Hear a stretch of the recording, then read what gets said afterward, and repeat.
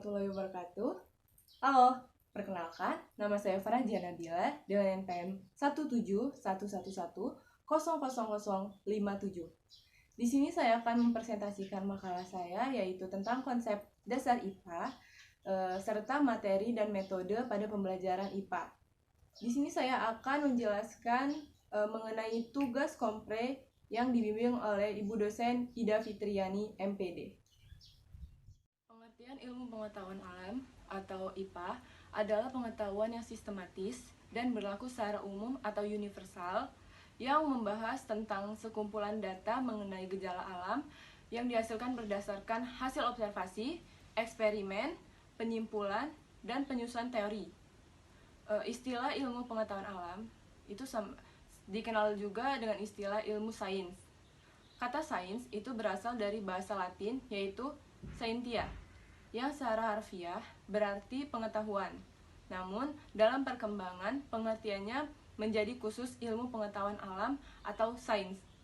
Ilmu pengetahuan alam berkaitan dengan cara mencari tahu tentang alam secara sistematis, sehingga IPA bukan hanya pengumpulan pengetahuan yang berupa fakta-fakta, konsep-konsep, atau prinsip-prinsip saja, melainkan juga merupakan suatu proses penemuan. Oleh karena itu, untuk mendapatkan pengetahuan harus melalui suatu rangkaian kegiatan metode ilmiah serta menuntut sikap ilmiah. Dengan demikian, pada hakikatnya IPA adalah ilmu untuk mencari tahu, memahami alam semesta secara sistematis, dan mengembangkan pemahaman ilmu pengetahuan tentang gejala alam, tentang fakta, konsep, prinsip, dan fakta yang sudah teruji kebenarannya.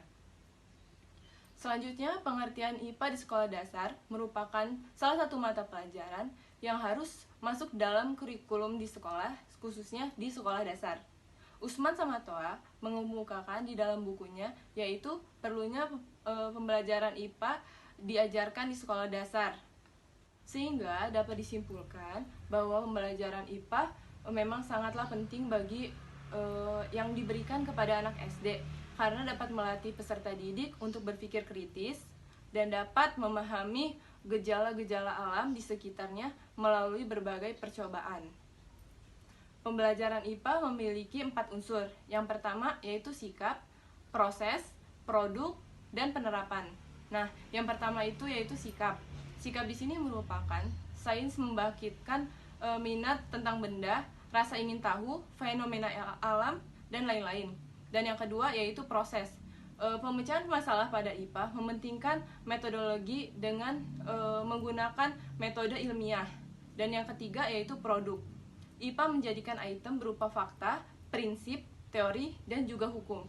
Dan yang keempat, penerapan, yaitu menerapkan konsep IPA dan gagasan ilmiah dalam kehidupan sehari-hari.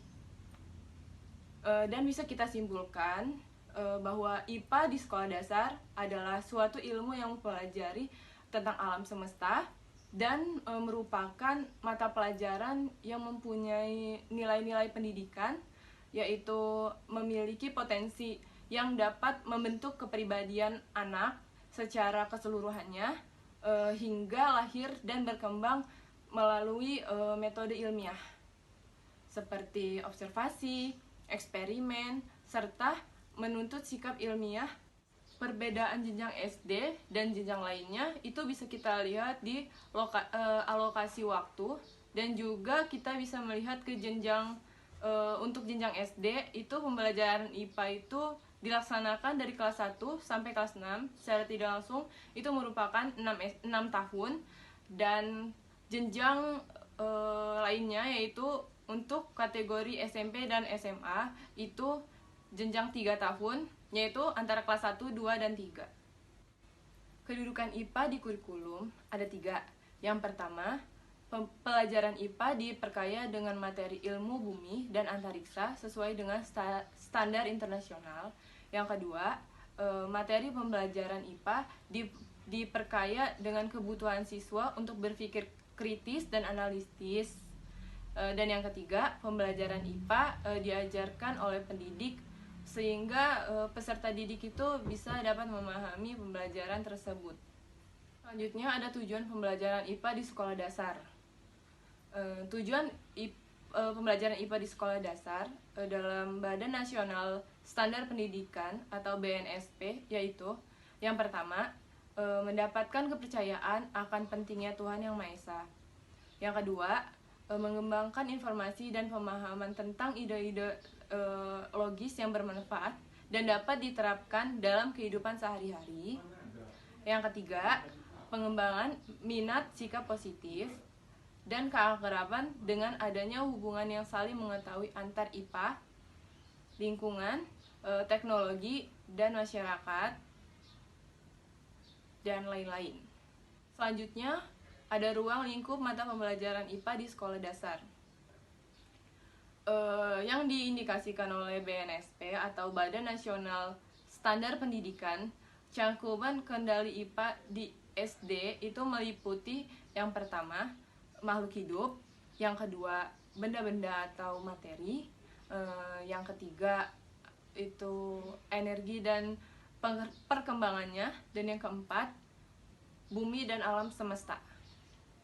Selanjutnya, di sini saya akan menggunakan metode dan materi, yaitu menggunakan metode role playing atau bermain peran, dan saya menggunakan materi sistem tata surya, yaitu di kelas 6 SD di semester 2. Bermain peran atau role playing adalah metode pembelajaran yang di dalamnya terdapat perilaku pura-pura atau berakting dari peserta didik sesuai dengan peran yang diperoleh yang telah ditentukan, di mana siswa menirukan situasi dari tokoh-tokoh sedemikian rupa dengan tujuan mendramatisasikan dan mengekspresikan tingkah laku, ungkapan, gerak-gerik seseorang dalam hubungan sosial antar manusia. Selanjutnya ada aspek-aspek pembelajaran metode role playing. Yang pertama, bermain peran, yang kedua, membuat peran, dan yang ketiga, tawar-menawar peran. Metode pembelajaran bermain peran memiliki tujuan, yaitu yang pertama, memberikan pengalaman konkret dari apa yang dipelajari. Yang kedua, mengilustrasikan prinsip-prinsip dari materi pembelajaran. Dan yang ketiga, menumbuhkan minat dan motivasi belajar siswa. Selanjutnya, kelebihan dan kekurangan bermain peran. Yang pertama itu kelebihan. Nah, yang pertama yaitu dapat berkesan dan kuat dan tahan lama dalam ingatan siswa. Yang kedua, sangat menarik bagi siswa sehingga memungkinkan membuat kelas menjadi dinamis atau antusias. Dan yang ketiga, membangkitkan gairah dan semangat optimis, serta yang terakhir, siswa dapat terjun langsung untuk memerankan sesuatu yang akan dibahas dalam proses pembelajaran tersebut. Selanjutnya, kekurangan bermain peran. Yang pertama, role playing memerlukan waktu yang relatif panjang. Yang kedua, memerlukan kreativitas dan daya kreasi yang tinggi dari pihak guru maupun peserta didik. Yang ketiga, kebanyakan peserta didik yang ditunjuk sebagai pemeran merasa malu untuk menunjukkan suatu adegan tertentu, dan tidak semua materi pembelajaran dapat disajikan dengan metode ini. Ada 7 langkah-langkah dalam metode bermain peran. Yang pertama, menghangatkan suasana dan memotivasi peserta didik. Yang kedua, memilih peran. Yang ketiga, menyusun tahap-tahap peran. Yang keempat, menyiapkan pengamat. Yang kelima, pemeran. Yang keenam, diskusi dan evaluasi. Dan yang ketujuh, membagi pengalaman dan mengambil kesimpulan.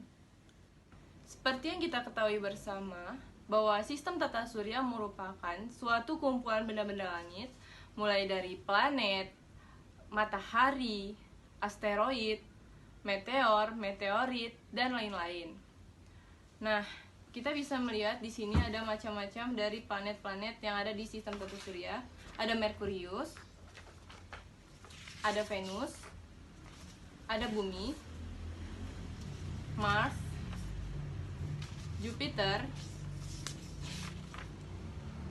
Saturnus, dan Uranus. Dengan menggunakan metode pembelajaran role playing, kita bisa menggunakan topi planet. Nah, topi-topi planet ini kita bisa melihat ini kita cara menggunanya kita hanya memakai dan kita memberitahu peserta didik apa itu pengertian dari planet-planet seperti halnya planet bumi dan apa itu ciri-cirinya sehingga peserta didik bisa memerankannya. Dengan menggunakan metode bermain peran, sikap kita sebagai guru kita bisa mempermudah untuk menyelesaikan suatu materi pembelajaran yaitu sistem tata surya sehingga pembelajaran bisa berjalan dengan efisien dan efektif. Seperti halnya kita sebagai guru memberikan topi-topi ini kepada peserta didik sehingga peserta didik dapat menjelaskan ciri-ciri mengenai planet-planet yang ada di tata surya. Seperti halnya planet bumi. Seperti ini. Aku adalah planet bumi. Planet bumi merupakan planet ketiga dari matahari. Aku merupakan tempat tinggal manusia. Seperti itu. Merkurius pertama, Venus bintang kejora, Bumi tempat tinggalku, Mars yang berwarna merah, Jupiter paling besar, wow, Saturnus punya cincin, Uranus dan Neptunus itu planet kembar. Nah, dengan menggunakan logo tersebut, peserta didik bisa lebih mudah untuk mengetahui ciri-ciri dan susunan dari sistem tata surya tersebut. Ini susunan sistem tata surya tersebut. Dan semua peserta didik bisa memerankan menggunakan topi tata surya ini. Sehingga dengan menggunakan metode role playing atau metode bermain peran, kita bisa lebih mudah untuk menerapkannya ke peserta didik dengan menggunakan alat-alat dan bahan-bahan seperti ini. Nah, mungkin itu saja yang bisa saya sampaikan. Kurang dan lebihnya saya mohon maaf. Kepada Allah saya mohon ampun. Terima kasih. Saya ucapkan wassalamualaikum warahmatullahi wabarakatuh.